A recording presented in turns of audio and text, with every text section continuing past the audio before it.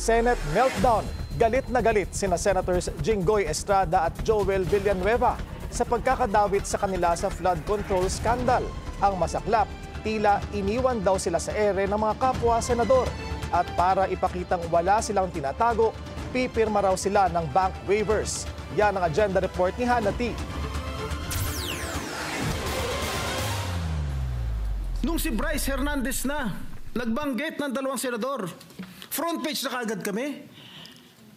Kahit hindi totoo yung sinasabi niya. Na walang basihan. 30% commission daw. I'm sorry. Strike that from the record. Strike out the record. Matapos maglabas ng sama ng loob sa pagkakadawit sa flood control scandal, handa raw pumirma si Senator Jinggoy Estrada ng anumang waiver para buksan ang bank accounts niya. And that I'll put that on record. I don't know with Senator Joel. Maybe he will also conform with my idea. Payag din si Senator Joel Villanueva na kapwa inakusahang may kickback daw sa mga proyekto. Ever since, we have been consistent ever since. In fact, we have a bill for government officials na dapat naka-waive yun. I was just elected as Committee on Banks Chair. We'll pass it. Sir, for the record, you're open? Definitely, ever since I'm open. Ever since. Okay, sir. Ever since. Puna ulit ang inabot ni dating DPWH Bulacan 1st District Engineer Bryce Hernandez matapos idawit ang dalawang senador at sinabing sa milyong-milyong proyekto sa Bulacan, tig 30% ang payola sa kanila. Reklamo ni Estrada, mas pinansin pa raw ang pagkadawit nila kaysa ng pangalanan ang higit 10 congressman na may kickback din umano sa projects ng mga diskaya. I've been there. Kaya pinag-iingatan ko pangalan ko. Why should I do such a thing, Mr. President? Why?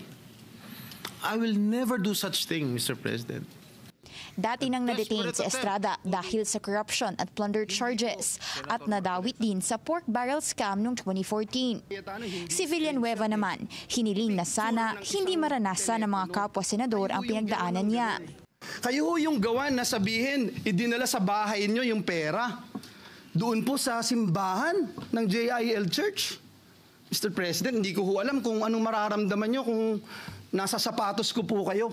Kahit ho si Satanas, hindi papayag dun sa script niya. Tatanggap ka ng suhol sa simbahan. Baluarte ni Villanueva ang Bulacan at una na niyang kinagalit ang mga report tungkol sa di umano'y kaugnayan kay dating District Engineer Henry Alcantara na ngayoy sinibak dahil sa marangyang casino activities nito kasama si Hernandez. Tila naging pabor daw ang Senado sa mga hinaing ni Hernandez na may banta raw sa buhay niya matapos idawit ang mga senador. Pero siya, hindi raw pinoprotektahan ng higher chamber sa gitna ng mga aligasyon.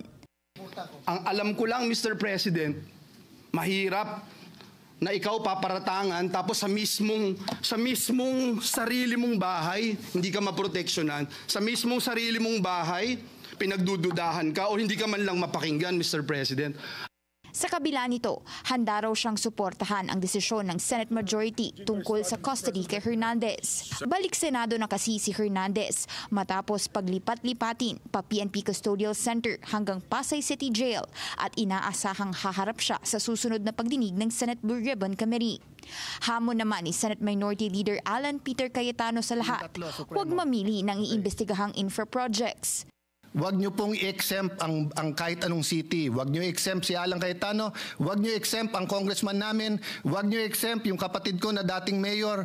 Huwag niyo i-exempt si Vico Soto. Lumitaw kasi online na may awarded projects sa mga diskaya sa Taguig, ang baluarte ng mga Cayetano. Nireview na raw ng city officials ang mga proyekto at wala pa namang natutuklasang irregular tungkol dito. Para sa agenda, Hannah T, Bilyonaryo News Channel.